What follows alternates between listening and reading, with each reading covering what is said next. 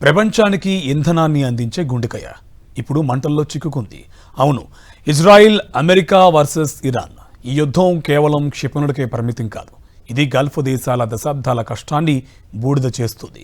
Dubai Burj Khalifa వెలుగుల నుంచి Saudi చమురు బావుల వరకు యుద్ధం ఏ రకమైన ఆర్థిక విధ్వంసాన్ని సృష్టించింది.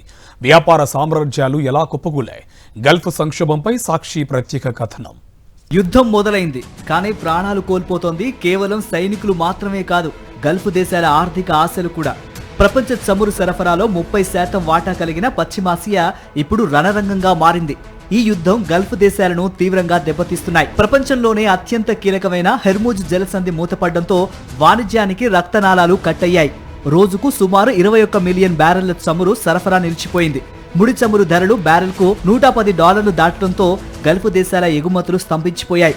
ఓడల ఇన్సూరెన్స్ ప్రీమియంలు 400% పెరగడంతో రవాణా వ్యవస్థ చిన్నాభిన్నమైంది. దుబాయ్, ఖతార్, అబుదాబి వంటి నగరాలు పర్యాటకానికి కేర్ ఆఫ్ అడ్రస్. కానీ యుద్ధ విమానాల మోత మధ్య పౌర విమానాలు రద్దయ్యాయి.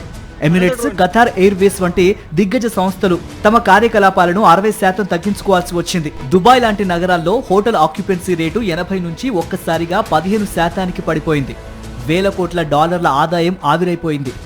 విదేశీ ఇన్వెస్టర్లకు గల్ఫ్ దేశాలు సురక్షితమైన అడ్డా.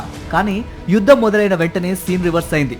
సౌదీ తదావుల్, దుబాయ్ ఫైనాన్షియల్ మార్కెట్లు కేవలం ఒక్క వారంలోనే $1 ట్రిలియన్ సంపదను కోల్పోయాయి.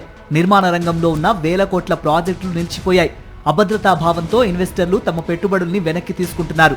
గల్ఫ్ దేశాలు తమ ఆహార అవసరాల కోసం 85% దిగుమతులపైనే ఆధారపడతాయి. యుద్ధం వల్ల సప్లై చైన్ దెబ్బతినడంతో నిత్యావసర ధరలు ఆకాశాన్ని తాకాయి. సామాన్యుడి బతుకు భారమైపోయింది.